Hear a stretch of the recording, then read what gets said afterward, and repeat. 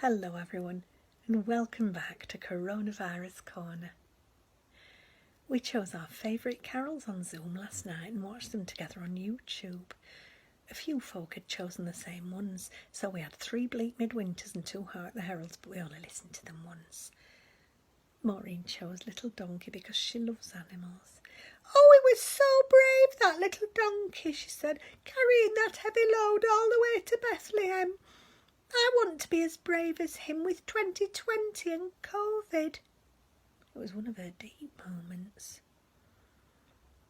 Patrick said, "My favourite carol used to be Silent Night, until I heard Colin and Barbara Dobson's version. Now I never want to hear the bloody thing again." I hope they got home all right yesterday. Then Sharon chose hers, and it was Santa Baby.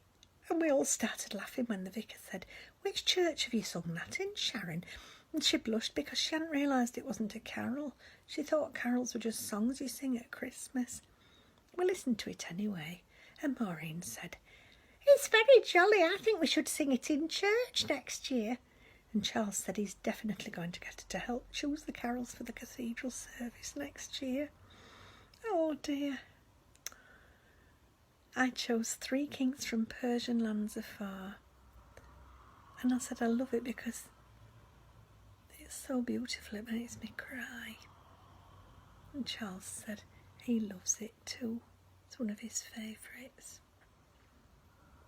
And he chose In Dulce Jubilo because he loves the harmonies and the phrase, "Oh, that we were there." He said he loves the idea of longing to be back where it all began, and he said that's a bit like 2020 as well. The vicar chose Gabriel's Message. He said the melody is hauntingly beautiful, and it reminds him of getting told off when he was 12 for singing Most Highly Flavoured Gravy. And then Eric asked if anyone remembered the year Betty Barraclough did a reading at the Christmas Eve service and got in the pulpit and proclaimed, "He shall be a light to lighten the gentles." And everyone got the giggles, and Betty Barraclough started laughing so loud that they had to take her out. And then they couldn't sing the next carol because John Thwaite was laughing too much to play the organ. It was before Maureen and I went there. Eric said the old vicar just said, "Thank you, Lord, for the gift of laughter," and that set them all off again. But Charles said he was quite right, and we should be thankful for our sense of humour because that's what helps us to be resilient. And old Patrick said he started pretending he's in a film called Carry On Brexit and the Prime Minister's being played by Sid James, and he says it all makes a lot more sense than what's really going on.